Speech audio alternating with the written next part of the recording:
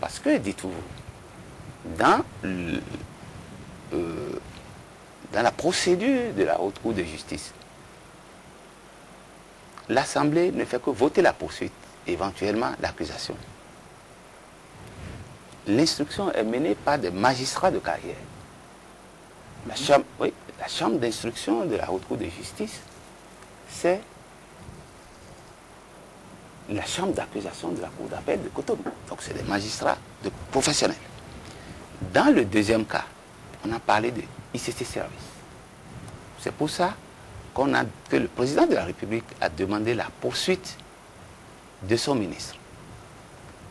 Nous avons observé la question et nous avons dit, ce n'est pas possible. Il faut qu'un certain nombre de points soit clarifiés et par lui-même. Et nous avons estimé que il faut aussi, en même temps, que ces ministres la passent, il faut aussi que lui-même il vienne s'expliquer. C'est pour ça que vous avez envie qu'il passe aussi devant la Haute Cour de justice. Oui, je donne un exemple. Dans l'affaire CIC, vous savez que dans l'affaire CIC, il y a 10 volets. Je prends un seul volet. Je prends le volet attribution des domaines publics aux promoteurs immobiliers. D'accord? Ils ont attribué 37 000, excusez-moi, je ne veux pas dire des conneries, 37 096, 37 millions, un instant, oui, 370 996 mètres carrés de terrain qu'ils ont attribué aux promoteurs immobiliers. Dans le cadre de l'organisation oui, aux promoteurs immobiliers dans le cadre de l'organisation. Et ces 370 996 mètres carrés ont été vendus à 694 557 000 francs, soit 1875 francs le mètre carré dans la zone, les zones attenantes à l'hôtel Sheraton. En même temps, à côté, l'AICO a acquis un domaine, d'accord, de 5 hectares. C'est la société libyenne. Oui, c'est une société libyenne. 5 hectares à 5 milliards, c'est-à-dire à 100 000 francs le mètre carré. Et les responsables, le gouvernement de chez nous, votre gouvernement, notre gouvernement, a donné à des sociétés amies, dont on connaît bien les noms, le mètre carré à 1875. Lorsque vous faites les calculs par rapport à la société Laïco, vous vous rendez compte ils ont mis de côté 37 milliards, rien que dans cette seule opération. Et cette opération a été approuvée en Conseil des ministres. Ni les enquêtes de l'IGE, ni les enquêtes administratives n'ont abordé cette question. Oui, mais mais nous, s'il vous plaît, mais nous connaissons cette question. Et nous nous sommes dit, bon, comme il a demandé à ce que un ministre vienne devant la Haute Cour de justice pour cette question, il vaut mieux que lui-même, puisque la question a été acceptée, la question de distribution des terres a été acceptée en Conseil des ministres, qu'il vienne lui-même pour nous expliquer. Vous voyez, ça veut dire qu'un carré, écoutez-moi très bien, ça veut dire qu'un carré de 500 mètres carrés, ce que nous avons en ville ici, on a vendu au bord de la mer à 930 000 francs CFA. Pendant qu'à côté, chez Laïco, c'est à 50 millions. Est-ce que vous pensez que dans vos villages aujourd'hui, vous pouvez avoir un carré de 500 mètres carrés à 930 000 francs? Est-ce que tous ceux qui nous écoutent aujourd'hui, tous ceux qui nous voient, vous et moi, oui, s'il vous plaît, est-ce qu'ils peuvent accepter, on peut leur attribuer ça parce que les gens... Il y a un caractère d'urgence en ce temps pour vendre un terrain, il y a un caractère d'urgence. Pour vendre un terrain, pour fixer le prix d'un terrain, il y a un caractère d'urgence. Monsieur Azinobé, non, quand même. Si vous permettez, pourquoi vous ne laissez pas les structures de contrôle qui font le boulot dans notre pays? Elles sont un certain nombre, elles disent qu'elles sont débordées. Pourquoi vous ne les laissez pas se saisir d'un dossier comme celui-là? Et on peut toujours vous reprocher l'opportunité, enfin, est-ce que c'est opportun, est-ce que c'est pertinent que de s'en prendre directement au chef de l'État? Parce que vous avez franchi un cap là. Non, écoutez-moi très bien. Vous connaissez l'esprit de notre Constitution, c'est que tous les Béninois, y compris le président de la République, ses ministres, les députés, tous doivent être justiciables. Mais si on ne peut pas traduire le président de la République et les ministres devant la Haute Cour de justice, la Haute Cour n'existerait pas. Je ne vois pas pourquoi. Sur une question comme ça, nous estimons qu'il faut avoir des précisions sur la question. Et nous avons... Est-ce qu'il est la et vous avez dit, quelle structure? L'IGE a refusé de traiter de la question. L'IGE n'a même pas touché à ça. Vous vous impatientez. Et l'IGE pouvait se saisir. L'IGE n'a contrôlé en définitive que la question CIC. Et vous savez pourquoi? C'est parce que tous les volets des travaux concernant la CENSAD ont été approuvés en Conseil des ministres, donc sous la responsabilité directe du chef de l'État. C'est pour ça que vous pensez que la responsabilité du chef de l'État est engagée dans cette affaire? Bien sûr, dans l'affaire de bradage des terres de notre pays, oui, sa responsabilité est engagée parce que c'est devant lui que le Conseil des ministres a attribué ces terrains à des citoyens. Et qui plus est, pas des gens comme vous, pas des gens comme moi, pas des gens comme le Béninois des communs, à des gens, si vous connaissez ces gens, c'est des gens qui sont déjà très riches. Oui, vous êtes lancé dans cette opération de poursuite du chef de l'État. Vous êtes ouvrier dans les Brancas avec le député FCBE rebelle Janvier Yawedeou, mais on peut toujours vous demander, si dans la configuration actuelle du Parlement, si une chose comme ça est simplement possible, simplement envisageable. Avant Bouliaï, c'était Mathurin Kofinago que vous aviez dans le viseur, et puis ça fait flop. Depuis, on ne parle même plus de la décision du chef de l'État. Est-ce que ce n'est pas une démarche simplement d'opérette juste pour amuser la galerie Sakafika? D'abord, il y a quelque chose qu'il faut savoir. C'est que dans le fond, les députés veulent la vérité. La vérité que le chef de l'État n'a pas voulu mettre à notre disposition. La vérité qu'il n'a pas demandé aux structures de l'IGE de faire, à savoir cette affaire. Il y a beaucoup d'autres domaines. Il y a beaucoup d'autres domaines. Il y a 9 autres rubriques concernant la CENSAD. Moi, je n'ai dit qu'une seule chose. Je n'ai dit qu'une seule chose. La perte de 37 milliards que cette opération a fait perdre au Bénin, si on se rapporte au prix auquel l'AICO a acquis son domaine privé. 37 milliards. C'est la perte sèche. Bien.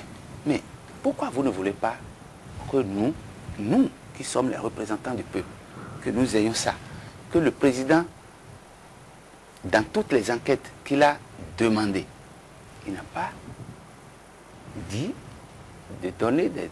Il n'a pas demandé de faire des enquêtes sur ce domaine. Mais nous le savons. Pourquoi vous ne voulez pas? Parlementaire sur cette affaire? Non. Pourquoi? Parce que vous avez critiqué en son temps cette affaire CENSAD, il y a eu beaucoup de déballages qui ont été faits, mais au niveau du Parlement, pourquoi vous n'avez pas songé à mettre Monsieur Azinobé, nous avons mis en place une commission d'enquête. Mais le chef de l'État nous a écrit pour dire que l'affaire au tribunal.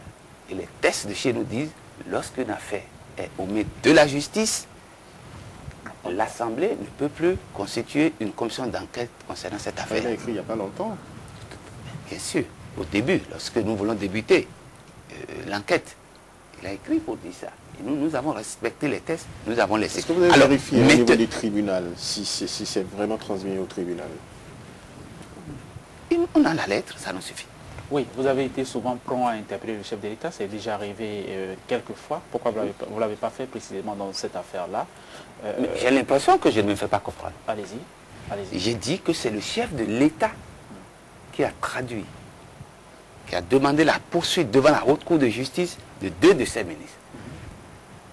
Un ministre concernant l'affaire CENSAD, et nous avons dit, ah tiens, l'affaire CENSAD ne peut pas être réduite à la construction du CIC, qu'il y a beaucoup d'autres affaires. Et nous voulons connaître de l'affaire, puisque c'est nous qui votons la poursuite. Nous voulons savoir. Nous voulons avoir des informations sur ça. Et il n'y a que le président pour nous dire, puisque le dossier qu'on nous a transmis sur Laouani ne concerne que le CIC. Et le second ministre, c'est... Le second ministre, c'est Zizi Dokwe. Et là, l'affaire ICC, vous interpellez aussi le chef de l'État. Oui. Dans l'affaire ICC, il y a beaucoup de choses que nous voudrions savoir. Qu'est-ce que vous voulez savoir? Ce que nous voulons savoir, M. Azino,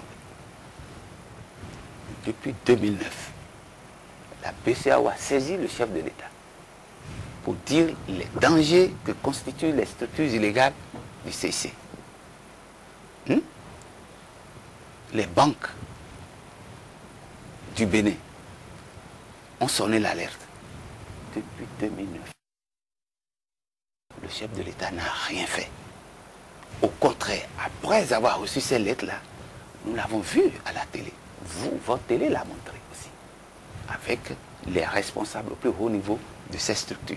Or, il venait de recevoir une lettre de la BCEAO disant que c'est de l'escroquerie et qu'il faut arrêter. Et après cette lettre-là, le président s'est affiché avec eux. Ces gens-là ont pris l'argent pour aller organiser les fêtes au nom du président à la présidence et dans le pays. La justice dit en janvier, il a instruit le procureur pour qu'une poursuite soit engagée contre ces gens-là. Très bien. Le 29 janvier 2010, probablement alerté par des services étrangers sur le danger que constitue la diminution de la masse monétaire du Bénin, ça inquiétait. Les services ont alerté, ont saisi plutôt le ministre de la Justice pour lui dire les dangers. Le ministre de la Justice a instruit le procureur général pour poursuivre. Et en même temps qu'il a instruit le procureur procureur général, il a fait une fiche avec la lettre de saisine qu'il a envoyée au procureur général. Il a envoyé ça au président de la République 4 fois. 4 fois, le ministre de la Justice a saisi le président. Il vous l'a dit? Écoutez-moi très bien. Le président n'a pas bougé. Oui, s'il vous plaît. Le président n'a pas bougé. Vous savez pourquoi le président a fini par bouger? C'est parce que le ministre de la Justice d'alors a refusé toutes les tentatives pour laisser tomber l'affaire. Nous n'allons pas relayer des supputations, des indiscrétions. Vous parlez de quelle indiscrétion? On a peut-être écouté. C'est vous. C'est vous qui m'avez dit d'abord. Oui. C'est vous qui m'avez révélé, qui m'avez dit d'abord que le ministre de la Justice a saisi le procureur général. En effet, et moi, je vais dans le même sens en vous donnant... C'est de l'autorité publique, ça. Moi, je vous ai donné plus de précision. En même temps qu'il a saisi, je vous ai donné la date précise. Oui, le 29 janvier. En même temps qu'il a saisi le président le procureur général, il a fait une fiche avec en annexe la lettre qu'il a envoyée au procureur. Mais vous connaissez en même temps, vous connaissez la ligne de défense du président de la République. Oui, certains de ses amis ont parcouru le pays pour l'expliquer. Il n'était pas au courant, il ne savait pas. C'est-à-dire que dans cette affaire, lui-même s'est fait duper. On a eu les escrocs de ICC Service l'ont eu, oui. Monsieur Winner. Précisément. Franchement, je ne suis pas content de votre question. Permettez-moi. Depuis décembre, la BCEAO a saisi le président de la République. Comment peut-il dire qu'il ne sait pas? Il ne faut pas répéter ça. Le président de la République, la BCEAO a saisi le président de la République. Son ministre, son propre ministre de la Justice, il a saisi en janvier. Et rien n'a été fait. Alors, d'évolution en évolution, on a vu la réaction. Donc alors, à partir de cet instant, nous voulons dire, bon. Et puis ensuite, mais il y a une réaction quand même assez prompte au niveau du gouvernement où on a mis en place une solution. Lorsqu'on a limogé le ministre Zizinoué, vous pensez sur quel motif? On a parlé très officiellement de délivrance de permis de port d'armes comme l'élément essentiel qui a poussé le chef de l'État à se sidérer de lui, il a délivré une autorisation de port d'armes. Il a signé. Oui. Ça passe dans tout ce circuit, c'est un truc des milliers plusieurs hauts fonctionnaires et paraphes. Et sur la base de ces paraphes, lui, on l'a limogé, dit-on, sur cette question. D'accord? Mais alors, quand il ses services est parti faire donner un véhicule 4x4 à Koulikame, qui a reçu le véhicule? Qui? C'est un ministre.